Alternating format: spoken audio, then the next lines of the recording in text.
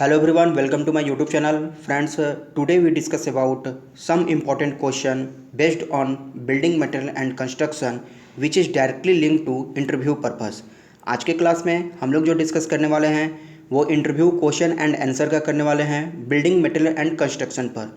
यह इंटरव्यू या तो आपके साइट पर जाते हैं। देखिए, बिल्डिंग मटेरियल ऐसा है सिविल इंजीनियरिंग में कि आपको कहीं ना कहीं हर पूछ लिया जाता है। ठीक है, चाहे आप साइट के लिए इंटरव्यू देने जा रहे हैं, चाहे आप कंपनी में कॉलेज में अगर हैं, कंपनी आपके यहाँ विजिट कर रही हैं, उसमें अगर पार्टिसिपेट किए हैं तो वहाँ भी क्वेश्चन यहाँ से देखने को मिल जाते हैं और बहुत सारे क्वेश्चन यहाँ से पूछे जाते हैं।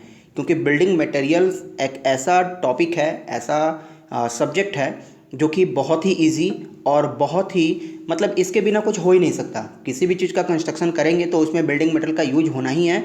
ब्रिक्स यूज करेंगे ही, sand, cement, aggregate, timber, paint, ये सब यूज करेंगे ही करेंगे। तो सारे चीज़ जिससे बिल्डिंग बनते हैं उसको बिल्डिंग मटेरियल कहते हैं। कई बार तो जनरली यही पूछ लिया जाता है बिल्डिंग मटेरियल है क्या। तो कॉमन सेंस की बात है कि जो भी बिल्डिंग में बनते हैं, जो भी बिल्डिंग में यूज आते हैं, वो सभी क्या है, बिल्डिंग का मटेरियल होते हैं। तो स्टार्ट करते हैं आज का क्लास। तो चैनल पर अगर नए हैं तो चैनल को जरूर सब्सक्राइब कर लेंगे, वीडियो अच्छी लगे तो लाइक और शेयर जरूर कर देंगे। ठीक है, चलिए पहला है हमारा ब्रिक्स। देखिए, आज के वीडियो में हम 4 टॉपिक पर डिस्कस करेंगे। Bricks, cement, lime and aggregate, 4 चीज़ों पर डिस्कस करेंगे। सेकंड पार्ट में बचे हुए पार्ट को हम लोग डिस्कस करेंगे, जैसे कि टिम्बर हो गया, पेंट्स हो गए। ठीक है, तो इसके बारे में हम लोग नेक्स्ट पार्ट में डिस्कस कर लेंगे।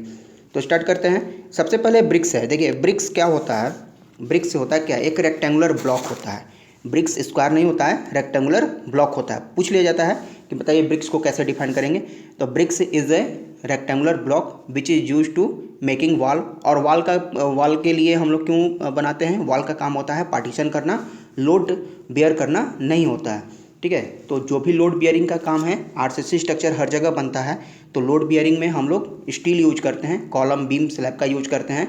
वॉल का जो काम होता है सिर्फ पार्टीशन के लिए होता है, तो इस चीज़ को आप ध्यान रखेंगे। ठीक है, तो इस तरह ब्रिक्स के बारे में आप उसे बता सकते हैं। जनरली जो क्वेश्चन पूछे जाते हैं वो ब्रिक्स के कॉम्पोजिशन से पूछे जाते हैं कि ब्रिक्स के कौन कौन से कॉम्पोजिशन हैं, कौन कौन से हैं। देखिए, इसके लिए हमने ट्रिक भी बनाया हुआ है, सलीम। अगर आपको लिखने में याद करने में अगर प्रॉब्लम आएगी तो आपको ये सलीम ट्रिक जो है यहाँ से आप इसको याद रख सकते हैं। यानी कि सलीम में एस का मतलब हो गया सिलिका, जो कि होगा 50 से 60%। ए का मतलब हो गया एलुमिना, जो कि 20 से 30%। लाइम जो होगा, ये लाइम का quantity should not be greater than 5%। Sorry, lime तो ग्रेटर देन, हाँ, लाइम के लिए should not be greater than 5% है। और आयरन ऑक्साइड जो होगा ये 5 से 6% का, मैग्नीशिया लेस देन 1% का होगा। मतलब सलीम SALIM जो होगा, S for silica, A for alumina, L for lime, O for, देखिए आई के लिए होगा आयरन ऑक्साइड, मैग्नीशिया हो गया एम से। इसका सबसे पहले तो परसेंटेज पूछ लिया जाता है कि इसका कौन सा परसेंटेज होगा, तो 50 से 60, 20 से 30, less than 5, should not be greater than 5 से ज़्यादा नहीं होगा। और ये 5 से 6 होगा आयरन ऑक्साइड, मैग्नीशिया जो होगा लेस देन 1% का होगा। बात करते हैं इसके फंक्शन का कि सिलिका जो होता है ये रिस्पॉन्सिबल होता है आपको स्ट्रेंथ, शेप और हार्डनेस के लिए। स्ट्रेंथ, शेप और हार्डनेस एंड ड्यूरेबिलिटी, इन सभी के लिए कौन सा रिस्पॉन्सिबल होता है, सिलिका रिस्पॉन्सिबल होगा। एल्यूमिना जो रिस्पॉन्सिबल होगा ये प्लास्टिसिटी के लिए रिस्पॉन्सिबल होता है। लाइम जो होता है ये फ्लक्स की तरह, देखिए आयरन ऑक्साइड और लाइम ये दोनों ही फ्लक्स की तरह वर्क करते हैं। फ्लक्स का मतलब हो गया कि जो मटेरियल लो हीट पे नहीं मेल्ट हो पाते हैं उसको हम फ्लक्स जब यूज करते हैं तो लो हीट पर भी वो मेल्ट हो जाते हैं। तो फ्लक्स की तरह एक्ट करता है लाइम और आयरन ऑक्साइड। ठीक है, और मैग्नीशिया जो होता है, magnesia yellow tint colour brick को प्रोवाइड करता है, यह डिक्रीज श्रिंकेज को भी डिक्रीज करता है। ठीक है, तो ये हो गया आपका 5 जो इसके मेन कंपोनेंट थे ब्रिक के, उसके बारे में। इसके बाद ब्रिक्स के बारे में आपसे पूछा जा सकता है मैन्युफैक्चरिंग ऑफ ब्रिक को कैसे बनाते हैं, तो उसका कुछ प्रोसीजर है। पहले अनसॉइलिंग करेंगे, मतलब अनसॉइलिंग का मतलब हुआ कि मिट्टी के ऊपर जो भी घास फूस जमे हुए हैं, घास वगैरह, उसको हटाना। डिगिंग करेंगे यानी उसके गड्ढा खोदेंगे, कुछ पार्ट हटाते हैं, ऊपर का मिट्टी का तो ब्रिक्स बनता नहीं है। उसके बाद क्लीनिंग करेंगे, मिट्टी का जो होता है क्लीन करना, साफ़ सफाई, कंकड़ वगैरह होगा उसको हम कंकड़ वगैरह निकालेंगे। वेथरिंग करना, मिट्टी जो बड़े बड़े फॉर्म में होंगे, पत्थर के फॉर्म में होंगे, ठीक है, बड़े आकार में होंगे, उनको काट के छोटे फॉर्म में करना है, तोड़ना है। ब्लेंडिंग करेंगे, उसका ब्लेंडिंग करना यानी कि बिल्कुल उसको अलग अलग करना सभी पार्टिकल्स को। एंड टेम्परिंग करेंगे, ठीक है। देखिए टेम्परिंग का जो ये वर्ड होता है ना, टेम्परिंग करना यानी कि मिट्टी को टेम्पर्ड करना, यानी कि जब मिट्टी आपका अलग अलग पार्टिकल्स हो जाता है तब उसको एक जैसे शेप में होता है डालना, तो उसको फिर से बैठाना पड़ता है, तो उस वर्ड को कहते हैं टेम्परिंग करना। देखिए सारा प्रोसीजर होता है मिट्टी को निकाल करके उस लायक बनाना कि अब ये ब्रिक्स बनने के लिए तैयार है। तो टेम्परिंग हो गया मोल्डिंग से जस्ट पहले का, यानी कि मोल्डिंग का। नेक्स्ट है मोल्डिंग आपका, मोल्डिंग से पहले, यानी मोल्डिंग में किसी भी मिट्टी को तो नहीं डालेंगे, जो भी मोल्ड होगा ब्रिक्स का वो मिट्टी को पहले प्रिपेयर करते हैं, और सारा प्रिपरेशन में ही यूज होता है ये सभी वर्ड्स। तो मोल्डिंग करने से पहले मिट्टी को प्रिपेयर करना होगा। तो tempering is the last process before moulding. Moulding से पहले का टेम्परिंग लास्ट प्रोसेस है ना, कि मिट्टी को थपथपा करके उसको बैठाना, ताकि अब मिट्टी वो बिल्कुल ही रेडी है मोल्डिंग होने के लिए। जब मोल्डिंग कर देंगे फिर उसको सुखाएंगे, मोल्ड होने के बाद उसको फिर सुखाएंगे, सुखाने के बाद फिर उसको भट्टी में हम लोग जलाएंगे, और जलाने के बाद हमको फिर हमें क्या मिल जाता है, ब्रिक्स यहाँ से मिल जाता है, प्रोड्यूस कर सकते हैं। ठीक है, तो ये सारा प्रोसीजर होता है आपको ब्रिक्स के लिए। देखिए क्वेश्चन आपसे जनरली छोटे ही पूछे जाते हैं इंटरव्यू में, पहले बेसिक पूछे जाएंगे, वो देखने के लिए कि आपको क्या चीज़ें आती हैं और क्या चीज़ें नहीं आती हैं। ठीक है, तो इसलिए आप इसका ध्यान रखेंगे। नेक्स्ट है कि standard size of brick. Brick का स्टैंडर्ड साइज बहुत इंपॉर्टेंट है, बहुत बार आपसे यही पूछा जाता है, ब्रिक्स का आप साइज बताइए क्या होता है। तो स्टैंडर्ड साइज अगर पूछे, स्टैंडर्ड साइज तो 19x9x9 कहना है सेंटीमीटर में। Standard size of masonry bricks पूछे, standard size of modular brick पूछे। देखिए ये वर्ड जो है मॉड्यूलर, कई बार कंफ्यूज हो जाते हैं। मॉड्यूलर ब्रिक जहाँ पर आ जाता है इसका मतलब हो गया 19x9x9, यानी कि स्टैंडर्ड के बारे में पूछा जा रहा है। 3 वर्ड हो गए इसके, पहला या तो सिर्फ स्टैंडर्ड पूछ दे, या फिर स्टैंडर्ड साइज ऑफ मैसनरी पूछ दे, या साइज ऑफ मॉड्यूलर ब्रिक पूछ दे। तीनों में से जो भी पूछेगा सबका आंसर यही होने वाला है। ठीक है, नेक्स्ट है कन्वेंशनल या ट्रेडिशनल, ये ऑब्लिक होगा यहाँ पर, क्वेश्चन मार्क नहीं, या ट्रेडिशनल ब्रिक।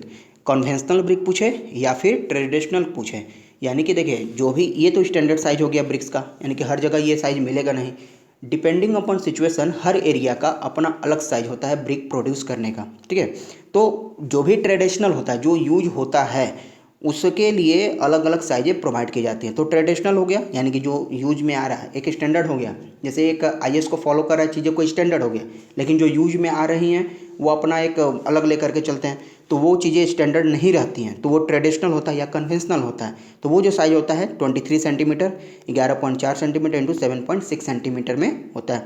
या फिर अगर इसको इंच में लिखना चाहेंगे तो सभी को 2.54 से डिवाइड दे दीजिए, तो 23 वाला बन जाएगा कितना, 9 इंच का, 11.4 सेंटीमीटर का बन जाता है 4.5 इंच का, एंड 7.6 सेंटीमीटर बन जाता है 3 इंच का। तो ये सभी हो गया किसमें, 3 इंच में, इंच में हो गया 9 इंच, 4.5 इंच इंटू 3 इंची का।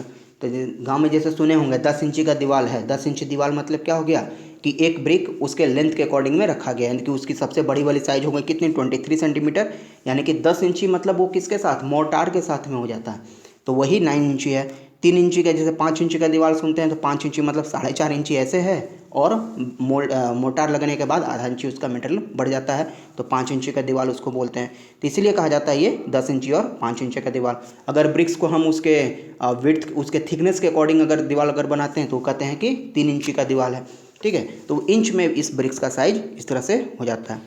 तो उम्मीद है आपको इतना चीज़ें क्लियर हुई होंगी। नेक्स्ट है nominal size of brick with motor. Motor के साथ में ब्रिक्स का जो साइज होता है उसका कितना कहेंगे, इसको नॉमिनल साइज ऑफ ब्रिक कहा जाता है। Modular size, nominal size, 2 word आपसे इंटरव्यू में जनरली पूछे जाते हैं। मॉड्यूलर साइज ऑफ ब्रिक क्या होगा, आपका आंसर होना चाहिए 19 × 9 × 9 centimetre. Nominal size of brick क्या होना चाहिए, 20 × 10 × 10। नॉमिनल का मतलब ही हो गया क्या, मोटार के साथ में। ठीक है, नेक्स्ट है compressive strength of brick. Bricks का कंप्रेसिव स्ट्रेंथ कितना होता है, तो डिपेंड करता है कौन से क्लास के लिए है। अगर डायरेक्टली पूछ देता है बताइए ब्रिक्स का कंप्रेसिव स्ट्रेंथ कितना था, what is the compressive strength of BRICS, तो डायरेक्टली आंसर नहीं करना है, उसको पहले पूछना है कौन से ब्रिक्स के बारे में बात कर रहे हैं, फर्स्ट क्लास, सेकंड क्लास या थर्ड क्लास। तो देख लीजिए फर्स्ट क्लास के लिए 10.5 न्यूटन पर mm², सेकंड क्लास के लिए 7, एंड थर्ड क्लास के लिए 3.5 न्यूटन पर mm² का होता है। Unit weight of brick work, brick work का यूनिट वेट कितना होता है, तो ये होता है 19 से 20 किलोन्यूटन पर मीटर क्यूब का। वाटर एब्जॉर्प्शन, वाटर एब्जॉर्प्शन तीनों क्लास के ब्रिक के लिए है, 20%, 23% और 25%। यानी किसी भी हालत में 25% से ज़्यादा पानी एब्जॉर्ब नहीं करना चाहिए। और ये जो होता है इसके ड्राई वेट का होता है। किसका? ड्राई वेट का। जितना भी परसेंटेज देख रहे हैं 25%, 20%, ये इसके कितने होता है? ड्राई वेट के लिए होता है। ठीक है। नेक्स्ट है टाइप ऑफ क्लोजर के बारे में। देखिए क्लोजर बहुत बार पूछा जाता है। क्लोजर के बारे में पूछा जाता है कौन कौन से क्लोजर होते हैं। क्लोजर का मतलब आप इसका डायग्राम से देख लीजिएगा। हो सकता है कि आपसे क्लोजर वहाँ पर रखा हो, आपसे ये पूछ ले कि बताइए इस क्लोजर का क्या नाम है, तो king closer, queen closer, bevelled होता है, मीटर्ड एंड बैट क्लोजर होता है। मैं यहाँ डायग्राम इंक्लूड नहीं कर पा रहा हूँ क्योंकि थोड़ा सा वीडियो लंबी हो जाएगी। तो आप इसका देख लेंगे किस क्लोजर को कैसे हम लोग बोलते हैं, किंग, क्वीन। जनरली सबको पता ही होता है क्योंकि जो भी इंटरव्यू में जा रहे हैं वो प्री और मेंस क्वालिफाई करके जा रहे होते हैं, तो ये सब चीज़ें उन्हें पता होगी। नेक्स्ट है बॉन्ड के बारे में। कौन कौन से बॉन्ड है? तो इंग्लिश बॉन्ड होता है, फ्लेमिश बॉन्ड होता है। अब फ्लेमिश का है single Flemish bond, double Flemish bond हो जाता है। ठीक है। उसके बाद डच बॉन्ड भी होता है, गार्डन वॉल के लिए भी बॉन्ड होता है, तो वो ज़्यादा इंपॉर्टेंट नहीं होता है। जनरली पूछा जाता है कि इंग्लिश बॉन्ड और फ्लेमिश बॉन्ड के बारे में बताइए कैसा होता है। तो इससे रिलेटेड आप देख लेंगे कि डायग्राम फ्लेमिश बॉन्ड का कैसा डायग्राम होता है और इंग्लिश बॉन्ड का कैसा डायग्राम होता है। नेक्स्ट है कि कहता है कि एक्सपेंशन जॉइंट वॉल में कब प्रोवाइड करते हैं। वॉल में एक्सपेंशन जॉइंट हम लोग कब प्रोवाइड करते हैं? तो कहता है जब वॉल लेंथ 40 मीटर से ज़्यादा हो तब प्रोवाइड करेंगे। बहुत इंपॉर्टेंट है। जब वॉल लेंथ 40 मीटर से ज़्यादा हो तब हम इसमें एक्सपेंशन जॉइंट प्रोवाइड करेंगे वॉल में। Width of one brick wall, one brick wall का विड्थ कितना होता है? तो 9 इंची होता है, यानी कि 23 सेंटीमीटर। देखिए यहाँ पर 23 सेंटीमीटर लिखे थे। ठीक है। 23 सेंटीमीटर का मतलब हो गया कितना? 9 इंच। एक ब्रिक वॉल का, अगर वन ब्रिक वॉल का अगर पूछा जाए, मतलब जो जनरली घर में यूज करते हैं 10 इंची का, तो वही होता है क्या? 9 इंची। और मोटार लगने के बाद वो 10 इंची का बन जाता है, तो हो जाता है उसको क्या? 23 सेंटीमीटर वन ब्रिक वॉल का थिकनेस। पूछा जाता है ये सब चीज़ें, बहुत इंपॉर्टेंट है। Defect in which white patches appear on brick. देखिए ब्रिक का जो भी डिफेक्ट्स है इसमें, वो डिफेक्ट्स में एक एफ्लोरेसेंस होता है। होता क्या है कि जो भी इसमें साल्ट इसमें घुले हुए रहते हैं, वो साल्ट अपियर होने लगते हैं आपके ब्रिक्स के सरफेस पर, तो वाइट पैचेज आ जाते हैं। उस वाइट पैचेज को उसको कहा जाता है क्या? एफ्लोरेसेंस है ये। और भी इसके डिफेक्ट्स हैं, ब्लैक कोर होते हैं, चेक्स और क्रैक्स होते हैं, स्पॉट्स होते हैं, ब्लिस्टर्स होते हैं, चफ्स होते हैं। ठीक है। तो ये सब इसके ब्रिक्स के डिफेक्ट्स हैं।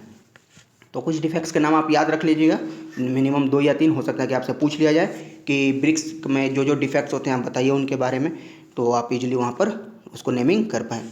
Pagmil is used for, Pagmil का इस्तेमाल किस लिए करते हैं? देखिए प्रिपरेशन ऑफ क्ले के लिए करते हैं।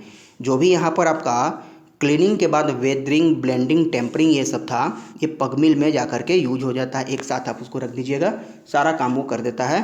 ठीक है। तो पगमिल के लिए यूज करते हैं क्या? क्ले को प्रिपेयर करने के लिए पगमिल का इस्तेमाल। 1 मीटर क्यूब में मैसनरी ब्रिक के लिए नंबर ऑफ ब्रिक कितना रिक्वायर्ड होता है? तो वो होगा 500 का। ठीक है। 1 मीटर क्यूब का अगर बनाना हो, 1 metre cube, 1 metre length, 1 metre width, 1 metre height में कितने नंबर ऑफ ब्रिक्स लगेंगे? तो 500 ब्रिक्स लगेंगे। Alternate header and stretcher course in each bond. अगर अल्टरनेट हेडर और अल्टरनेट स्ट्रेचर रहे, यानी हेडर के बाद स्ट्रेचर, फिर हेडर, फिर स्ट्रेचर, ऐसे रहे, सभी कोर्स में ऐसा रहे, तो उसको कहते हैं कौन सा? Double Flemish bond. देखिए इसे क्वेश्चन बहुत बार पूछा जाता है। Single bond, single Flemish, double Flemish, Flemish और इंग्लिश, यही 4 से क्वेश्चन आपसे पूछे जाते हैं, तो उसके बारे में आपको पता होना चाहिए कि अल्टरनेट हेडर और स्ट्रेचर है। देखिए एक कोर्स में सिर्फ हेडर, हेडर का मतलब हो गया कि ब्रिक्स का वह पार्ट, हेड वाला पार्ट सिर्फ हेडर रहे। ठीक है। और दूसरे में सिर्फ स्ट्रेचर रहे, सिर्फ स्ट्रेचर रहे, तो ये हो गया आपका क्या? English bond. लेकिन यहाँ क्या कर रहा है कि प्रत्येक कोर्स में, यानी एक ही कोर्स में एक हेडर रहेगा, सपोज एक हेडर रहेगा और दूसरा स्ट्रेचर रहेगा, फिर हेडर रहेगा, फिर स्ट्रेचर रहेगा, तो ये अल्टरनेट रहेगा, तो इसको कहेंगे हम लोग क्या? Double Flemish bond. ठीक है। उसके बाद है नेक्स्ट हमारे पास में कि single Flemish bond consist of, single Flemish bond किसका बना होता है? सिंगल फ्लेमिश बॉन्ड कंसिस्ट रहता है डबल फ्लेमिश बॉन्ड फेसिंग, यानी कि फेस में आपको डबल फ्लेमिश बॉन्ड दिखेगा, एंड इंग्लिश बॉन्ड बैकिंग। देखिए हमने शॉर्ट नाम यहाँ पर यूज किए हैं, English bond banking in each course. सभी कोर्स में डबल फ्लेमिश बॉन्ड आपको फेस में रहेगा और बैक में जो रहेगा इंग्लिश बॉन्ड रहेगा प्रत्येक कोर्स में, तो उस बॉन्ड को कहेंगे हम लोग क्या? Single Flemish bond. नेक्स्ट है type of bond provided for carrying heavy load. Heavy load के लिए कौन सा बॉन्ड हम प्रोवाइड करते हैं? तो इंग्लिश बॉन्ड प्रोवाइड करते हैं। अभी बताएं इंग्लिश बॉन्ड प्रत्येक हेडर का एक कोर्स में सिर्फ हेडर, फिर अगले कोर्स में स्ट्रेचर। तो हेडर और स्ट्रेचर का जो अल्टरनेट कोर्स होता है, ठीक है, तो उसको कहेंगे हम लोग इंग्लिश बॉन्ड, और वो हैवी लोड के लिए ही यूज होता है। तो घरों में ज़्यादातर जनरली 10 इंची का जो दीवार बनता है वो इंग्लिश बॉन्ड का ही बनता है, हैवी लोड को बियर करने के लिए। Thickness of single Flemish bond wall, single Flemish bond का जो थिकनेस होता है वो कितना होता है, तो 1.5 ब्रिक, यानी कि 1.5 ब्रिक वॉल का थिकनेस होता है इसके लिए। नेक्स्ट है for making hurting of thicker wall, thicker wall के हर्टिंग के लिए जो सो हर्ट शेप देना होता है, ठीक है, तो उसके लिए क्या यूज करते हैं, तो header face of brick use, brick का हेडर फेस हम लोग इस्तेमाल करते हैं, ठीक है। तो ये थे ब्रिक से रिलेटेड कुछ इंपॉर्टेंट क्वेश्चन। तो वीडियो अगर अच्छी लग रही हो तो चैनल को जरूर सब्सक्राइब कर दें, वीडियो को लाइक भी कर दें और दोस्तों के साथ शेयर करना ना भूलें, ठीक है। नेक्स्ट चलते हैं हम इसमें सीमेंट के लिए। सीमेंट से भी कुछ क्वेश्चन है। सीमेंट के बाद हमारा एक डेडिकेटेड अलग से वीडियो है, डिस्क्रिप्शन में लिंक है, उसके डिटेल्स के लिए उसे ज़रूर देखें। सीमेंट में जो क्वेश्चन पूछे जाते हैं वो आपके इससे पहले तो रॉ मटेरियल से क्वेश्चन पूछे जाते हैं, ठीक है, सीमेंट का रॉ मटेरियल से, कि सीमेंट का जो रॉ मटेरियल होता है सभी को उम्मीद है पता ही होगा, लाइम, सिलिका, एलुमिना, इसको मैं चेंज कर लेता हूँ, lime, silica, alumina, iron oxide, magnesia, alkalis, sulphur trioxide, इन सब के बारे में डिटेल्स हमने बताया हुआ है, वो वीडियो ज़रूर देख लें। मैं एक बार फिर से यहाँ पर आपको कन्वे कर देता हूँ, समराइज कर देता हूँ कि लाइम का जो परसेंटेज होता है 60 से 65%, लेकिन ऑन एन एवरेज 63% इसको यूज करते हैं। सिलिका जो होता है 17 से 25% होता है, तो एवरेज में 20%, ठीक है। एलुमिना जो होता है 3 से 8%, तो एवरेज में 6%। ऑक्साइड की जो वैल्यू है ये 0.5 से, ऑक्साइड का मतलब हो गया आयरन ऑक्साइड, वो 0.5 से 6% होता है, तो ऑन एन एवरेज 3% यूज करेंगे। मैग्नीशिया की वैल्यू आएगी 0.5 से 4% के बीच में, तो ऑन एन एवरेज 2%। अल्कलीज जो होता है 0.5 से 1% के बीच में, तो 1% यूज करेंगे। और सल्फर ट्राइऑक्साइड जो होता है 1 से 2% होता है, तो यहाँ पर 1.5% इसके लिए यूटिलाइज किए हुए हैं, ठीक है। देखिए यहाँ से जो क्वेश्चन बनता है इससे आपको जनरली या तो सबसे पहले पूछेगा कि रॉ मटेरियल बताइए सीमेंट का रॉ मटेरियल क्या है, तो आप इस तरह से इसको याद कर सकते हैं, ठीक है। और उसके बाद पूछेगा कि लाइम, जैसे लाइम का कंट्रोल किस पर होता है, लाइम अगर बढ़ा देंगे तो क्या होगा, लाइम अगर घटा देंगे तो क्या होगा, तो इस चीज़ से क्वेश्चन पूछेगा। सिलिका किसके लिए रिस्पॉन्सिबल होता है, एलुमिना किसके लिए रिस्पॉन्सिबल होता है, तो ये सब चीज़ें आपको जाननी पड़ेगी। लाइम जो होता है रिस्पॉन्सिबल होता है स्ट्रेंथ और हार्डनेस के लिए, ठीक है, स्ट्रेंथ और हार्डनेस के लिए। ये ज़्यादा होने पर सीमेंट को अनसाउंड बना देता है। अनसाउंड होने का मतलब है कि सीमेंट जमने के बाद उसके वॉल्यूम में चेंजेज आते हैं, और ज़्यादा चेंजेज आएंगे तो हमारा क्रैक्स देखने को मिलेगा, और क्रैक्स मिलेगा तो फिर वो हमारा जो स्ट्रक्चर होगा वो सूटेबल नहीं होगा। तो इसलिए लाइम को 65% से ज़्यादा नहीं रखना है, तो इसके लिए रिस्पॉन्सिबल होता है स्ट्रेंथ और साउंडनेस के लिए, ठीक है। और अगर सीमेंट में लाइम की मात्रा घटा देंगे तब क्या होगा, इसका स्ट्रेंथ और सेटिंग टाइम दोनों ही डिक्रीज कर जाएगा, ठीक है। नेक्स्ट है सिलिका जो होता है ये आपको स्ट्रेंथ के लिए रिस्पॉन्सिबल होता है, और ज़्यादा अगर कर देंगे सिलिका को तो सेटिंग टाइम जो होगा इसका वो स्लो कर देगा। नेक्स्ट है एलुमिना जो होता है क्विक सेटिंग के लिए रिस्पॉन्सिबल होता है, और अगर ज़्यादा हो जाए क्वांटिटी में तो ये स्ट्रेंथ को कम कर सकता है। आयरन ऑक्साइड अगर ज़्यादा हो जाए तो भी स्ट्रेंथ को कम कर देगा, लेकिन ये रिस्पॉन्सिबल होता है कलर और fusion of different ingredients act की तरह, ये फ्लक्स की तरह ये एक्ट करता है। मैग्नीशिया जो है क्रैक्स इन मोटार, अनसाउंडनेस के लिए भी रिस्पॉन्सिबल होता है, अगर ज़्यादा हो जाए तो सीमेंट को अनसाउंड कर देगा। कलर और हार्डनेस दोनों के लिए रिस्पॉन्सिबल होता है। अल्कलीज रेसिड्यू के फॉर्म में होता है, एफ्लोरेसेंस और क्रैक्स ये कर देगा जब ये क्वांटिटी में एक्सेस हो जाए अपने क्वांटिटी से। और जो सल्फर ट्राइऑक्साइड है, नेक्स्ट हमारा सल्फर ट्राइऑक्साइड, ये अनसाउंडनेस के लिए मोर रिस्पॉन्सिबल होता है। तो ध्यान रखना है कि 1.5% से ज़्यादा सल्फर नहीं होना चाहिए, नहीं तो सीमेंट को अनसाउंड कर देता है, ठीक है। तो इससे थे रिलेटेड ये चीज़ें। एक बात और कि स्ट्रेंथ के लिए रिस्पॉन्सिबल लाइम एंड सिलिका दोनों होता है, क्विक सेटिंग के लिए एलुमिना होता है, तो इस चीज़ को आप याद रखेंगे, यहाँ से क्वेश्चन आपको पूछे जा सकते हैं, ठीक है। नेक्स्ट है टाइप ऑफ सीमेंट के कितने तरह के टाइप हैं। देखिए सीमेंट के तो बहुत सारे टाइप्स होते हैं, आपको जनरली 5 से 6 टाइप्स उसको याद रखने हैं, और वही 5 से 6 टाइप्स जो इंपॉर्टेंट है आपसे पूछे जाते हैं, और उसका वर्क पूछा जाता है कि किस सीमेंट का क्या यूज है। जैसे ओपीसी है, ओपीसी के लिए क्या यूज होता है, तो जनरली जो नॉर्मल कंस्ट्रक्शन होता है उसके लिए यूज करते हैं हमारा ओपीसी का मतलब हो गया ऑर्डिनरी पोर्टलैंड सीमेंट। ठीक है। OPC का मतलब है ऑर्डिनरी पोर्टलैंड सीमेंट और ये नॉर्मल यूज में आते हैं। PPC जो होता है, PPC पोज़ोलाना पोर्टलैंड सीमेंट, ये मास कंक्रीटिंग के लिए यूज होगा, लेकिन सारा कुछ हमारा ये नॉर्मल के लिए रहेगा। अगर मास कंक्रीटिंग है, ज़्यादा बड़े पैमाने पर अगर कंक्रीटिंग करना है तो उसमें PPC का यूज करेंगे। नेक्स्ट है RSC। RSC का मतलब हो गया रैपिड हार्डनिंग सीमेंट। ये रैपिड हार्डनिंग सीमेंट जो होता है ये अर्ली स्ट्रेंथ देता है। अर्ली स्ट्रेंथ यानी कि जहाँ पर आपको रिपेयर करना है रोड का, रोड रिपेयर है, जैसे कि हमें जल्दी ही स्ट्रेंथ चाहिए, रोड के आवागमन को प्रभावित ज़्यादा देर तक नहीं कर सकते हैं, तो हमें जल्दी स्ट्रेंथ वहाँ पर चाहिए होता है, तो उस चीज़ में इसका हम लोग यूटिलाइज कर सकते हैं रैपिड हार्डनिंग सीमेंट का। ठीक है। नेक्स्ट है extra RSC, extra rapid hardening cement. मतलब ये जो होता है ये रैपिड हार्डनिंग से भी ज़्यादा हमें जल्दी स्ट्रेंथ प्रोवाइड कर देता है, क्योंकि इसमें 2% CaCl2 मिलाए रहते हैं। कैल्शियम क्लोराइड यहाँ पे जो रहते हैं 2% एक्स्ट्रा मिलाए रहते हैं, जिसके वजह से इसकी जो सेटिंग टाइम होती है वो हमारे जल्दी ही सेटिंग टाइम से सीमेंट जल्दी जमने लगता है, बहुत कम होती है। मैक्सिमम 20 मिनट चाहिए इसको मिक्स, ट्रांसपोर्ट, प्लेस होने के लिए और कंपैक्ट एंड फिनिशिंग के लिए। ठीक है। तो एक्स्ट्रा जो रैपिड हार्डनिंग है इसको बहुत जल्दी इसको हमें काम करना होता है, नहीं तो ये तुरंत जमना शुरू कर देता है। सोचिए 20 मिनट में उसको मिलाना भी है, ट्रांसपोर्ट भी करना है, प्लेस भी करना है, कंपैक्शन भी करना है और फिनिशिंग भी करना है, तो सारा कुछ इसके लिए यूज होता है। ठीक है। तो रिपेयर इन कोल्ड वेदर, यानी कि जैसे कि अगर मौसम ठंडा है तो उस समय इसका हम लोग यूटिलाइज करते हैं कोल्ड वेदर में। ठीक है। तो उसके बाद है नेक्स्ट है हमारे पास sulphate resisting cement. Sulphate resisting cement में जो होता है और इसके लिए जो यूज करते हैं सीवेज में, कनाल लाइनिंग में, कल्वर्ट, ठीक है, इस सब में इसका यूज करेंगे। कनाल लाइनिंग के लिए, सीवेज और सी वाटर के लिए। ठीक है, सल्फेट रेसिस्टिंग सीमेंट का। नेक्स्ट हमारा सुपर सल्फेटेड सीमेंट। इसके यहाँ पर कोई भी हम एडमिक्सचर का साथ में इसका यूज नहीं करते हैं सुपर सल्फेटेड सीमेंट में। नेक्स्ट हमारे पास में high alumina cement. High alumina cement का जो इनिशियल सेटिंग टाइम होता है ये 3.5 घंटे से 4 घंटे के बीच होता है, और फाइनल सेटिंग टाइम जो होते हैं 5 से 5.5 घंटे का होता है इसका। ठीक है। और इसका जो यूज करते हैं हम लोग इंडस्ट्री में प्रीकास्टिंग वर्क के लिए इसका यूटिलाइज करते हैं।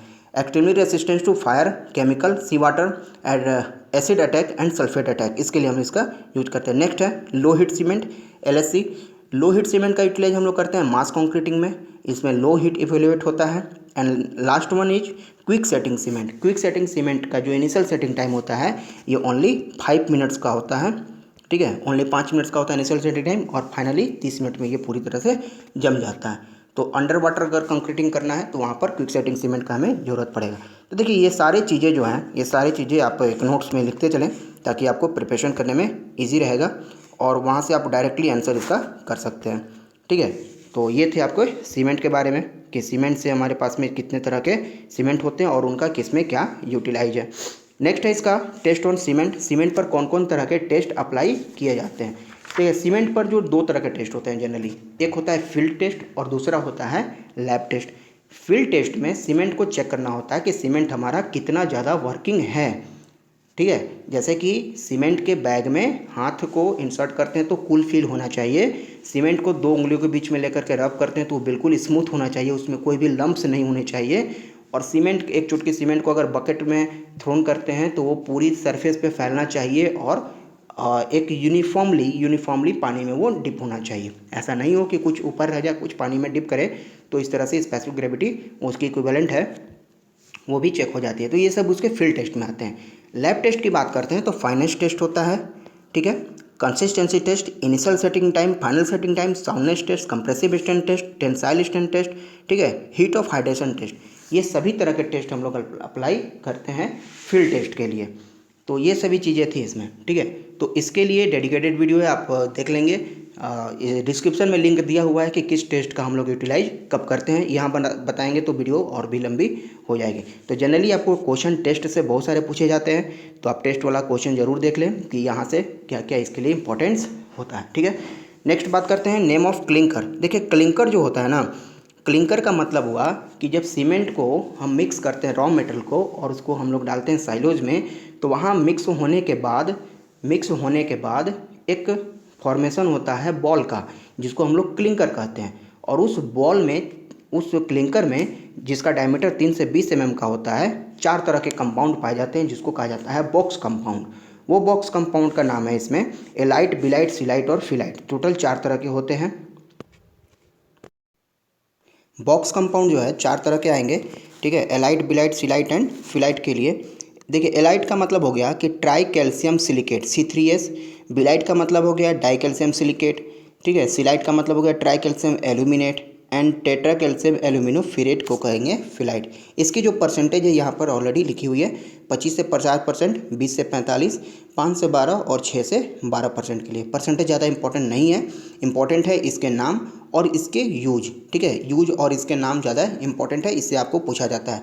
जैसे कहेगा कि C3S जो है ये क्या किसके लिए रिस्पॉन्सिबल होता है, तो ये रिस्पॉन्सिबल होता है अर्ली स्ट्रेंथ के लिए, यानी कि जिस सीमेंट का अर्ली स्ट्रेंथ बढ़ाना हो उसमें C3S को मिला देंगे तो अर्ली स्ट्रेंथ उसका बढ़ जाएगा, अगर घटाना हो तो उसमें से इसके अमाउंट को घटा देंगे तो उसकी अर्ली स्ट्रेंथ जो होगा वो घट सकता है, ठीक है। तो इसका यूज करेंगे कहाँ पे, रोड वर्क्स के लिए, कोल्ड वेदर में और प्री फैब्रिकेशन वर्क्स के लिए C3S का यूटिलाइज हम लोग करते हैं, ठीक है। नेक्स्ट है हमारे पास में C2S डाई कैल्शियम सिलिकेट, ये रिस्पॉन्सिबल होता है लेट स्ट्रेंथ के लिए।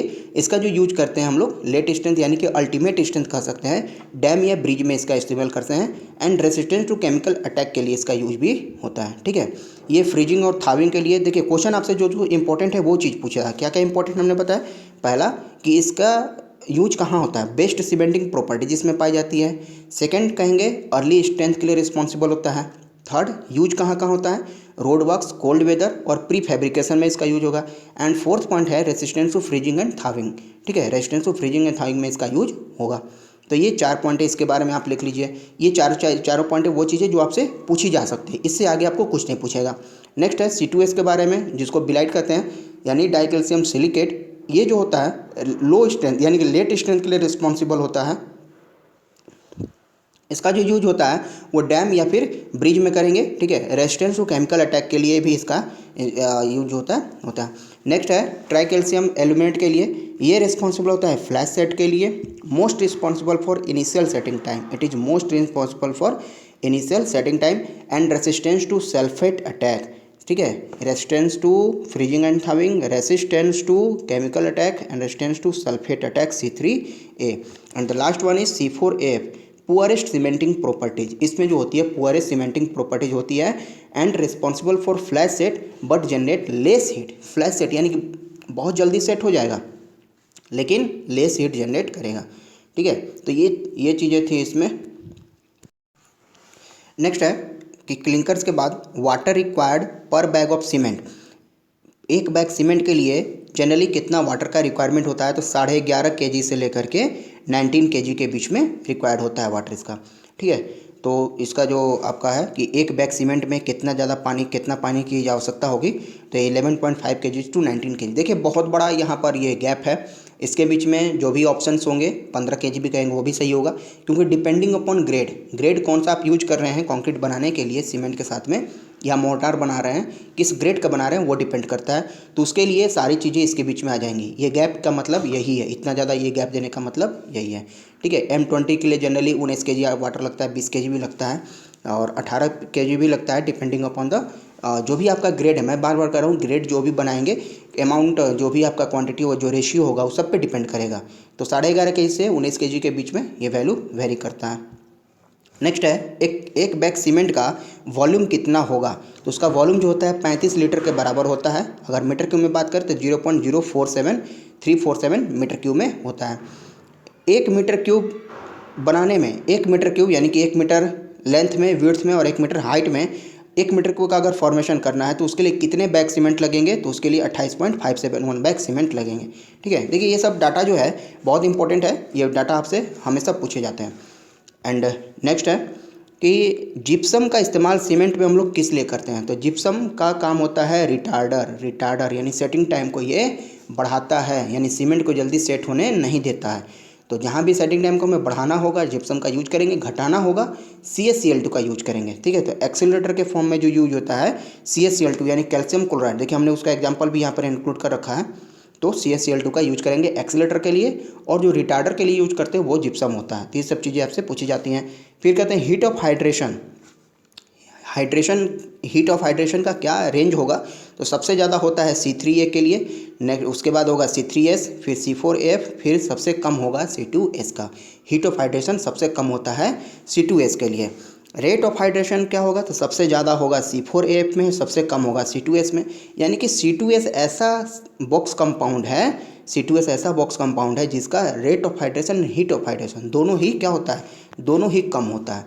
ठीक है, तो इसीलिए ये अल्टीमेट स्ट्रेंथ के लिए रिस्पॉन्सिबल होता है और रेसिस्टेंस टू केमिकल अटैक। ठीक है, ये रिस्पॉन्सिबल होता है केमिकल अटैक के लिए, रेसिस्टेंस करता है, बचाता है उससे, और अल्टीमेट स्ट्रेंथ के लिए रिस्पॉन्सिबल होता है।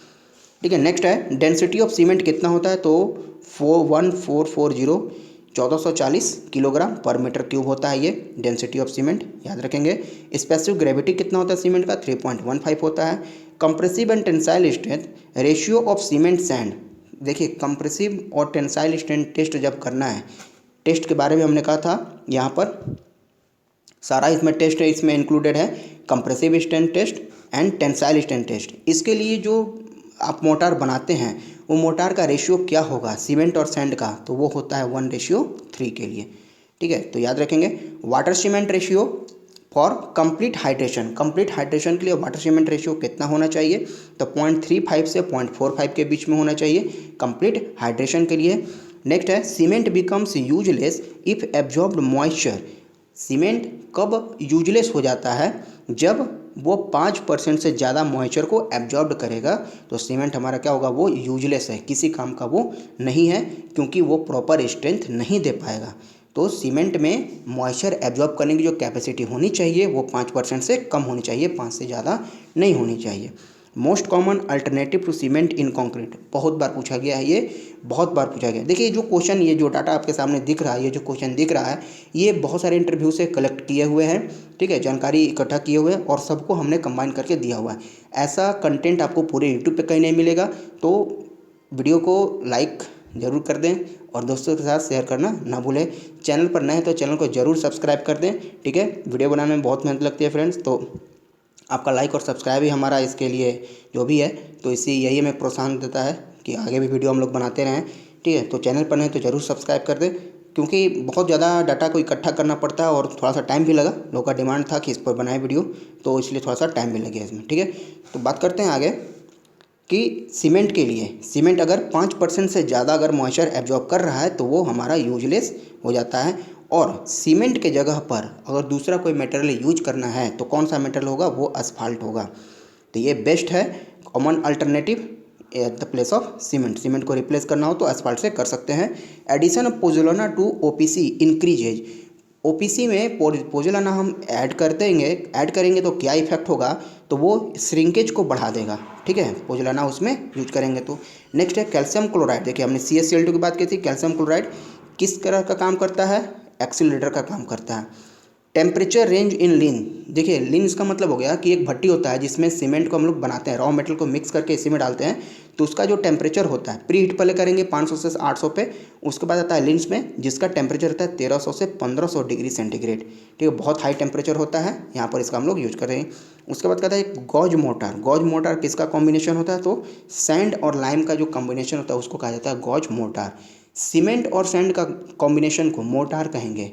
ठीक है, सीमेंट मोटार, और जब गॉज मोटार की बात आएगी तो लाइम के साथ में जो अगर मोटार बनाते हैं सैंड और लाइम मिल करके जो मोटार बनाया उसको कहेंगे गॉज मोटार। तो ये थे हमारे सीमेंट से रिलेटेड, इसके पहले हमने ब्रिक्स का डिस्कस किया। नेक्स्ट आते हैं लाइम पर। लाइम के लिए देखिए, लाइम पर बहुत सारे क्वेश्चंस आपसे पूछे जाते हैं कि लाइम्स के टाइप्स से, ठीक है, इसका जितना भी टाइप्स है उससे आपको क्वेश्चन जनरली देखने को मिलता है। तो लाइम में टोटल 5 तरह के टाइप्स हैं, आप इन 5 तरह के टाइप्स को अगर याद रखते हैं तो कोई भी क्वेश्चन आपसे नहीं छूटेगा। ठीक है, फर्स्ट वन है हाइड्रोलिक लाइम, इसका कलर हमने चेंज करना होगा। फर्स्ट वन है hydraulic lime, quick lime, fat lime, slaked lime and poor lime. इसके बारे में सिर्फ ये जान लीजिए कि कैसे इसको ऑब्टेन करते हैं, कितना परसेंटेज लाइम का, कितना परसेंटेज क्ले का, और किसके लिए यूज होता है, बस ये ज़्यादा इसके लिए, इतना ही इसके लिए सफिशिएंट होता है। ठीक है, तो बात करते हैं एक एक करके। देखिए हाइड्रोलिक लाइम जो होता है इसको it is obtained by burning कंकर और relatively impure limestone, impure limestone से या कंकर को बर्न करके इसको हम लोग ऑब्टेन करते हैं। It contain 70 to 90% limestone and 10 to 30% clay, 10 से 30% इसमें क्ले की मात्रा रहती है और 70 से 90% इसमें लाइमस्टोन रहता है। Fast initial set and can be use under water के लिए इसका इस्तेमाल हम लोग करते हैं। Use for lime motor good cementing properties, इसमें गुड सीमेंटिंग प्रॉपर्टीज मिलता है और हम लोग लाइम मोटार के लिए भी यूज करते हैं।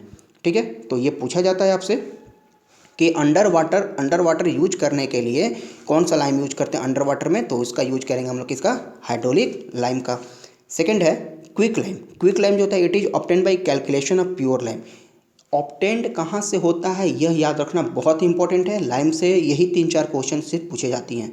या तो पूछेगा कि अंडर वाटर या फिर वाइट वॉश के लिए कौन सा लाइम यूज करेंगे, फैट लाइम को दूसरे नाम से किस नाम से बुलाते हैं, उसको कैसे ऑब्टेन करेंगे, क्ले की मात्रा सबसे ज़्यादा किस लाइम में होती है, तो सारा क्वेश्चन आपको इन्हीं पॉइंट्स में से आपको पूछी जाएंगी।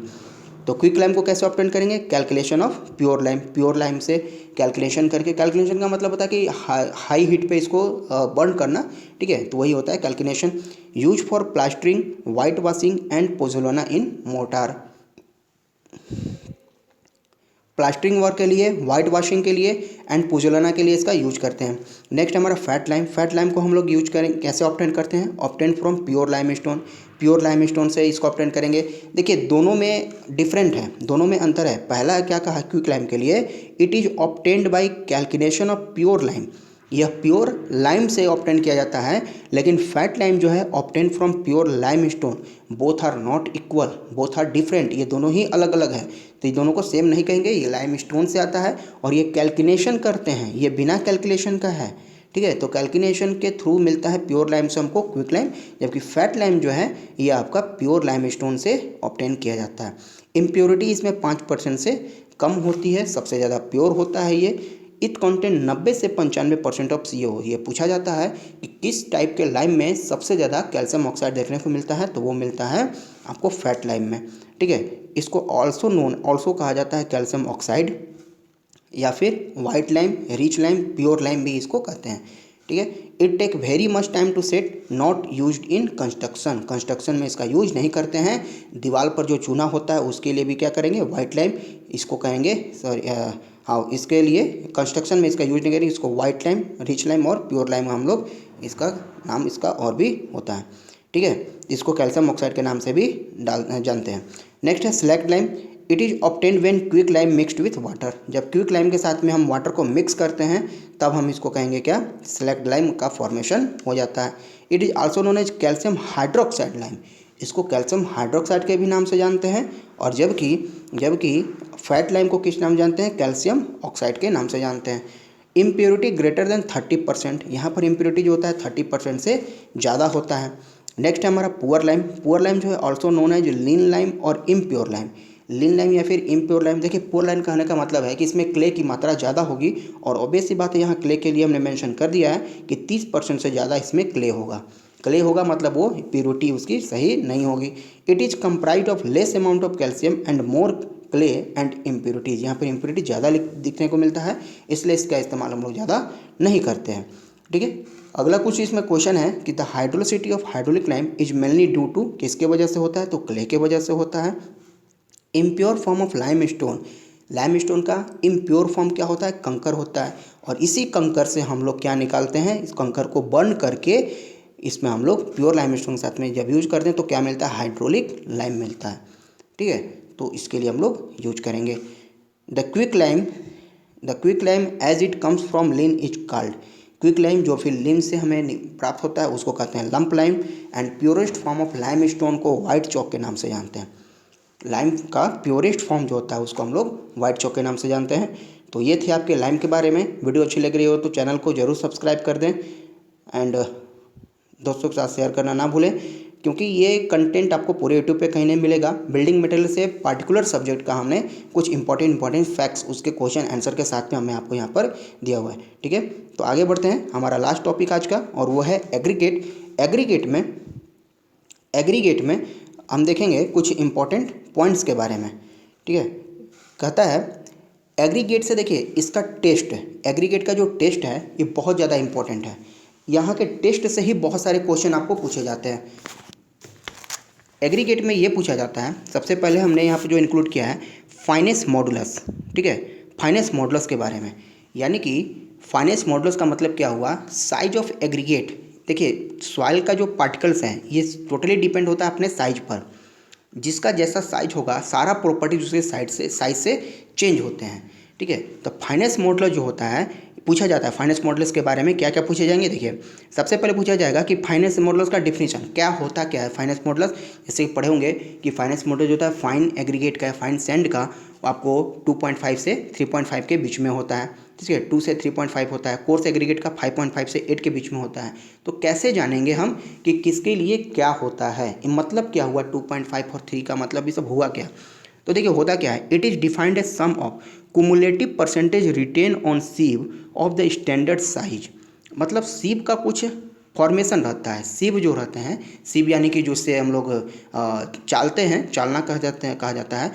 कुछ सीव का उसमें कॉम्बिनेशन रहता है। क्या क्या कॉम्बिनेशन रहता है, तो 150 माइक्रोन का माइक्रोमीटर एंड 300 माइक्रोमीटर, 600 माइक्रोमीटर का, 1.18 mm का, 2.36 mm, 4.75 mm, 10 mm, ठीक है। इस तरह से पूरे सीव का कॉम्बिनेशन रहता है। इस सीव में करते क्या है, इस सीव में सबसे टॉप पर जिसका भी फाइनेंस मॉडुलस फाइंड करना है उसको हम लोग ऊपर से कोई एक पार्टिकुलर सैंपल को प्लेस करते हैं। उसमें 400 ग्राम 100 ग्राम जितना प्लेस करना है प्लेस कीजिए और उसको फिर से हमने सेक करना है। सेक करने के बाद जब सेक हो जाए अच्छी तरह से तब देखते हैं किस साइज के सीव में कितने मेटल बचे हैं। तो जितना भी हुआ सबको जोड़ते हुए जाते हैं और उस तरह से जो रिजल्ट मिलता है उसको हम लोग फिर कैलकुलेट करते हैं। कैलकुलेशन के बाद जो वैल्यू निकल के आया वो कहलाता है फाइनेंस मॉडुलस। मतलब ये करने का कि अगर आपके पास कैलकुलेशन के बाद वैल्यू आ गया 3, इसका मतलब कि जो साइज का आपने यूज किया हुआ है 3 का मतलब हो गया फाइनेंस मॉडुलस। अगर किसी का फाइनेंस मॉडुलस अगर किसी मेटल का 3 आया, इसका मतलब उसका जो साइज होगा, देखिए sieve number 1, sieve number 2 and sieve number 3, यानी कि 600 माइक्रोमीटर उस पार्टिकल का साइज होगा। अगर सिव नंबर आ गया 3.5, सिव नंबर 3.5, तो उसका साइज वेरिएशन होगा। 3 के बाद देखिए 4 नंबर ये है 1.18 का, तो वो उसका साइज होगा 600 माइक्रोमीटर से 1.18 mm के बीच में होगा, ठीक है। तो इस तरह से सारे साइज यहाँ पर डिफाइन किए जाते हैं और यही कहा जाता है कि जो आपका कोर्स पार्टिकल्स होगा, कोर्स पार्टिकल्स हो गए, कोर्स एग्रीगेट होगा, उसका फाइनेंस मॉडुलस जो होगा वो 5.5 से 8 के बीच में होगा। जबकि फाइन एग्रीगेट का जो फाइनेंस मॉडुलस होगा वो 2 से 3.5 के बीच में होगा, ठीक है। तो ये हो गया फाइनेंस मॉडुलस से बात आपको। नेक्स्ट है bulking of sand. Bulking of sand जो होता है ये क्या करता है, वॉल्यूम को बढ़ाता है। सैंड का बल्किंग का मतलब हुआ वॉल्यूम इन सैंड, सैंड को वॉल्यूम को बढ़ाना। कितना बढ़ाएगा, caused by films of water pushing the sand particles apart due to surface tension. यहाँ से 2-3 क्वेश्चन निकल के आ गया। पहला यह कि बल्किंग ऑफ सैंड किसके वजह से होता है, तो सरफेस टेंशन की वजह से होता है। बल्किंग ऑफ सैंड में होता क्या है, तो बल्क में मतलब हो गया कि इसका वॉल्यूम बढ़ना। किसकी वजह से बढ़ना, वाटर के वजह से। करता क्या है वो कि वाटर का जो फिल्म है वो पुश करता है सैंड पार्टिकल्स को, ठीक है, सरफेस टेंशन के वजह से। और कितना बढ़ता है, तो 4 से 6% ही बढ़ता है, इससे ज़्यादा बल्किंग नहीं होगा। बल्किंग का मतलब हो गया कि आप सैंड में पानी मिलाते जाएं तो उसका वॉल्यूम पहले से बढ़ जाएगा। कितना बढ़ेगा, तो 4 से 6% तक ही ये वॉल्यूम बढ़ता है, ठीक है। तो ये भी इंपॉर्टेंट क्वेश्चन आपसे पूछा जाता है। नेक्स्ट है एग्रीगेट पर टेस्ट कौन कौन से अप्लाई होते हैं। बहुत इंपॉर्टेंट है, एग्रीगेट वाले टेस्ट जो हैं बहुत इंपॉर्टेंट है, आपसे बहुत बार पूछा जाता है। सबसे पहला टेस्ट है इसमें क्रशिंग टेस्ट, ठीक है। क्रशिंग टेस्ट जो होता है ये स्ट्रेंथ के लिए करते हैं और सरफेस लेयर के लिए should not be greater than 30% और बेस लेयर के लिए जो होता है should not be greater than 45% होता है। करते क्या इसमें, तो इसमें रेट ऑफ लोडिंग जो होता है 4 टन पर मिनट के हेल्प से हिसाब से 10 मिनट तक इसमें यूज करते हैं क्रशिंग के लिए, ठीक है। नेक्स्ट हमारे पास में Los Angeles test. Los Angeles test जो होता है ये हमारा एब्रेशन के लिए होता है, ठीक है। एब्रेशन यानी कि हार्डनेस, इससे हम लोग देखते हैं हार्डनेस के लिए यूज करेंगे। एंड इसके लिए जो हम लोग यूज करेंगे तो इसकी वैल्यू जो होनी चाहिए 30% सरफेस लेयर के लिए should not be greater than 30% for surface layer and should not be greater than 50% for base layer. Base layer के लिए 50% से ज़्यादा नहीं होनी चाहिए। कॉप्स उसके बाद इसमें क्या करेंगे, देखिए इसमें लॉस एंजल्स के लिए जो रिवोल्यूशन यूज़ करते हैं, लॉस एंजल्स यानी कि एक ड्रम होता है, उसमें स्टील के बॉल्स प्लेस करते हैं और उसमें जो भी आपका एग्रीगेट है उसको भी प्लेस करते हैं और उसको क्या करते हैं, रिवॉल्व करते हैं। तो नंबर ऑफ़ रिवोल्यूशन जो होना चाहिए 500 से 1000 रिवोल्यूशन इसमें यूज होता है और 33 आरपीएम यानी कि रोटेशन पर मिनट कितना होना चाहिए, 33 होना चाहिए। तो ये आपका लॉस एंजल्स के लिए है कि कितना होता है, तो 33 आरपीएम होता है अप टू 500 से 1000 रिवोल्यूशन तक में। ठीक है, नेक्स्ट हमारा इम्पैक्ट टेस्ट। इम्पैक्ट टेस्ट जो होता है टफनेस के लिए यूज करते हैं, टफनेस के लिए। और सरफेस लेयर की बात करें तो 30% से ज़्यादा नहीं होनी चाहिए और बेस लेयर के लिए 35% से ज़्यादा इसकी वैल्यू नहीं आनी चाहिए। अगर उससे ज़्यादा आ रही है तो फिर उसके लिए सूटेबल नहीं है। ठीक है, नेक्स्ट है साउंडनेस टेस्ट। साउंडनेस का मतलब हो गया, देखिए यहाँ साउंडनेस, सीमेंट का साउंडनेस हो गया वॉल्यूम में इंक्रीज होना। यहाँ साउंडनेस का मतलब वो चीज़ नहीं है, कितना ज़्यादा ये सोकिंग करता है और उसके रिस्पेक्ट में वेट में कितना चेंज आता है, वो चीज़ें यहाँ करते हैं। करते क्या है इसमें कि पहले Na2SO4 सोडियम सल्फेट या मैग्नीशियम सल्फेट में 10 से 16 आवर तक, सोडियम सल्फेट या मैग्नीशियम सल्फेट में 10 से 16 घंटे तक एग्रीगेट को डुबो के रखते हैं। ठीक है, कहाँ तक रखेंगे, 105 डिग्री सेंटीग्रेड तक एग्रीगेट को इसमें सोक करके रखेंगे। उसको बाहर निकालेंगे कब, 16 घंटे के बाद बाहर निकालेंगे। फिर हम उसके वेट मेजर करेंगे, सोक यानी कि सॉल्यूशन में डालने से पहले वेट मेजर कर लेंगे। मान लीजिए सॉल्यूशन में डालने के पहले x kg का एग्रीगेट हमने सोडियम सल्फेट या मैग्नीशियम सल्फेट में प्लेस किया। 10 से 16 घंटे टेम्परेचर 105 डिग्री सेंटीग्रेड तक रखें और रखने के बाद 16 घंटे बाद बाहर निकालें। उसको हमने वेट किया, फिर उसका हमने ले लिए y kg उसका वेट। ठीक है, तो उसका वेट हमने लिया। इस तरह से हमें कितना बार करना है, 10 बार, 10 साइकिल उसका हमें कंप्लीट करना है। और 10 साइकिल कंप्लीट करने के बाद हम देखेंगे x kg में और y kg में क्या डिफरेंस। जैसे पहले में y kg आया, y1 मान लिए, दूसरे को y2 मान लिए, तीसरे को y3 मान लिए। इन सब का एवरेज निकाल लिए कि कितना एवरेज होगा। 10 बार किए तो 10 से डिवाइड दे देंगे और इस x में और जो ये y हमारा ऑन एन एवरेज आया, x और y बार में हम डिफरेंस देखेंगे कितना का डिफरेंस है। ठीक है, जब सोडियम सल्फेट में इसको हम डुबा कर रखें तो आपका जो एवरेज होना चाहिए, ये difference should not be greater than 12%। 12% से ज़्यादा इसके वेट में डिफरेंस नहीं होना चाहिए। और जब मैग्नीशियम सल्फेट में अगर उसको डुबा के रखे थे तो इसमें वेट में जो वेरिएशन होना चाहिए should not be greater than 18%। ठीक है, तो ये होता है इसका साउंडनेस टेस्ट, यानी कि एग्रीगेट का जो साउंडनेस टेस्ट है वो होता है इसमें वेट में कितना वेरिएशन हुआ, वेट में कितना रिडक्शन हुआ उसके लिए। ठीक है, तो उम्मीद है आपको इतनी चीज़ें क्लियर हुई होंगी। नेक्स्ट है शेप टेस्ट। शेप टेस्ट का मतलब हो गया फ्लैकीनेस और इलोंगिनेस टेस्ट का। फ्लैकीनेस टेस्ट और इलोंगिनेशन टेस्ट के लिए इसका हम लोग देखते हैं कि कितना ज़्यादा इसमें कौन सा पार्टिकल्स हमारा फ्लैकी है, कौन सा इलोंगेट है। तो ये चीज़ें यूज होती हैं फ्लैकीनेस और इलोंगेस के लिए। नेक्स्ट है कि फ्लैकी एग्रीगेट किसको कहेंगे, वह एग्रीगेट जिसका least dimension of flaky aggregate is 0.6 और 3.5 टाइम्स द मीन डायमेंशन। 3.5 का मतलब ही हुआ 0.6, तो या तो 0.6 हो या फिर 3.5 हो, अपने मीन डायमेंशन का 0.6 टाइम्स या 3/5 गुना हो अपने पूरे डायमेंशन का, तो उसको कहेंगे हम लोग क्या, फ्लैकी एग्रीगेट।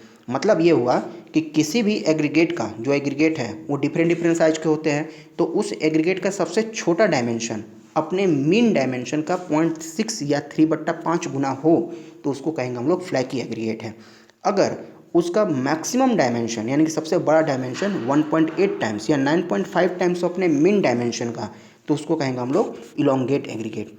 ठीक है, तो इस तरह से कहा जा सकता है कि अगर लेंथ 3 गुना हो अपने मीन डायमेंशन का तो फ्लैकी एग्रीगेट हमारा इलोंगेट एग्रीगेट कहलाएगा। अगर लेंथ जो है 3 गुना हो जाए अपने, length is thrice the mean dimension का। मीन का मतलब हुआ क्या, देखिए मीन का मतलब ये हुआ, अगर आप नहीं समझ रहे तो देखिए, जैसे कि कोई एग्रीगेट है, एग्रीगेट का कोई एग्रीगेट है 10 mm का, किसी का साइज है हमारे पास 15 mm का, किसी का साइज है 18 mm का। तो इसका पहले मीन निकालेंगे। मीन का मतलब सबको जोड़ के उससे डिवाइड दे देंगे तो उस हो जाता है मीन। और मीन डायमेंशन उसके अगर सबसे छोटा, जैसे 10 वाला सबसे छोटा है, इसमें मल्टीप्लाई करेंगे 0.6 में मीन में, इसका जो भी मीन होगा मल्टीप्लाई करेंगे। तो अगर 0.6 टाइम्स के बराबर है या 3/5 टाइम्स के बराबर तो कहेंगे फ्लैकी एग्रीगेट है। अगर 1.8 इसका मैक्सिमम डायमेंशन है 18 और 18 के साथ में अगर यूज करेंगे इसके एवरेज का, इसके मीन साइज का, तो उसको उसके बराबर अगर आ रहा है तो उसको कहेंगे हम लोग इलोंगेट एग्रीगेट। ठीक है, तो वो चीज़ें होती है फ्लैकीनेस और इलोंगेट के बारे में। नेक्स्ट है bulk density of aggregate does not depend on. Bulk density of aggregate किस पर डिपेंड नहीं करता है, तो shape and size of container पे डिपेंड नहीं करता है। बल्क डेंसिटी किस पर डिपेंड करेगा, ग्रेडिंग पे, कॉम्पैक्शन पे, जो उसका ग्रेडिंग है शेप का उस पर, और जो उसमें कॉम्पैक्शन यूज हुआ है वो कॉम्पैक्शन पे यूज करेगा इसका बल्क डेंसिटी। यूनिट जो होता है सबसे मोस्ट इंपॉर्टेंट यूनिट होता है किलोग्राम पर लीटर में। बल्क डेंसिटी ऑफ एग्रीगेट का यूनिट होगा किलोग्राम पर लीटर, बहुत इंपॉर्टेंट है ये। नेक्स्ट है if aggregate containing moisture in pores having its surface dry, उसको क्या कहेंगे, यानी कि एग्रीगेट के पास में मॉइस्चर हो पोर्स में और उसका सरफेस जो है बिल्कुल सूखा हो तो उसको कहेंगे saturated surface dry aggregate. Saturated surface dry aggregate उसको बोलते हैं। और ऐसा एग्रीगेट जिसका साइज 75 mm से ज़्यादा है उसको कहते हैं साइक्लोपियन एग्रीगेट। ठीक है, तो ये चीज़ें कुछ इंपॉर्टेंट पॉइंट्स है इसके लिए। अगला है एंगुलरिटी नंबर। एंगुलरिटी नंबर किसको डिफाइन करता है, it is measured in terms of percentage of voids in excess of voids in perfectly rounded aggregate, it varies from 0 से 11। यानी कि ये सर्कुलर फॉर्म में कौन एग्रीगेट कितना ज़्यादा सर्कुलर है उसको मेजर करता है वॉइड के एक्सेस में, वॉइड से ज़्यादा कितना ज़्यादा सर्कुलर है, और ये वेरी करता है 0 से 11 के बीच में। नेक्स्ट है प्रॉपर्टीज ऑफ गुड एग्रीगेट। और गुड एग्रीगेट का प्रॉपर्टीज क्या होता है, तो केमिकली इनर्ट होना चाहिए, सफिशिएंटली स्ट्रांग होना चाहिए, हार्ड और ड्यूरेबल भी होना चाहिए, तो कहा जाएगा क्या कि वो अच्छा एग्रीगेट है। ठीक है, नेक्स्ट है हमारे पास में maximum size of aggregate for RCC construction. RCC construction के लिए एग्रीगेट का साइज मैक्सिमम कितना होना चाहिए, तो वो 20 mm है। सीमेंट कंक्रीटिंग फ्लोर के लिए कितना होना चाहिए, 10 mm का। और डैम एंड रिटेनिंग वाल के लिए कितना होना चाहिए, तो 40 mm का maximum size of aggregate use होना चाहिए। ठीक है, अगला है वेल ग्रेडेड एग्रीगेट का मतलब क्या हुआ। वेल ग्रेडेड का मतलब हुआ it contain wide range of size and has wide distribution of all grain size present. ठीक है, वेल ग्रेडेड का मतलब ये हो गया well graded, uniform graded, poorly graded. ठीक है, ये सभी को सॉइल मैकेनिक्स में बताया हुआ है कि आपने सॉइल मैकेनिक्स वाला वीडियो नहीं देखे तो डिस्क्रिप्शन में लिंक है, आप उसे देख लेंगे, वहाँ पर हमने इसको समझाया है कि वेल ग्रेडेड का मतलब है कि it contain wide range of size. ठीक है, वाइड रेंज ऑफ साइज मतलब कि सभी तरह के साइज इसमें रहेंगे, एंड वाइड डिस्ट्रीब्यूशन, वाइड मतलब कि बहुत ज़्यादा डिफरेंसेज रहेंगे, 20 mm का भी रहेगा, 35 का भी रहेगा, 45 का भी रहेगा, इस साइज का रहेंगे, ऑल ग्रेन साइज प्रेजेंट, सभी साइज के यहाँ पर प्रेजेंट रहते हैं। ठीक है, और ये सूटेबल होते हैं कंक्रीट के लिए, कंक्रीट बनाने के लिए सूटेबल रहते हैं। गैप ग्रेडेड का मतलब होता है कि किसी का वहाँ पर गैपिंग रहेगा, ग्रेडिंग इन विच वन और more intermediate size fractions are absent, यानी कि गैप रहना, किसी पार्टिकुलर साइज का वहाँ पर मौजूद नहीं रहना, वो गैप ग्रेडेड कहलाता है। जैसे 15 mm का एग्रीगेट है तो 20 mm का नहीं है, डायरेक्ट 25 mm का है, तो वहाँ पर जो होते हैं वो गैप ग्रेडेड कहलाते हैं।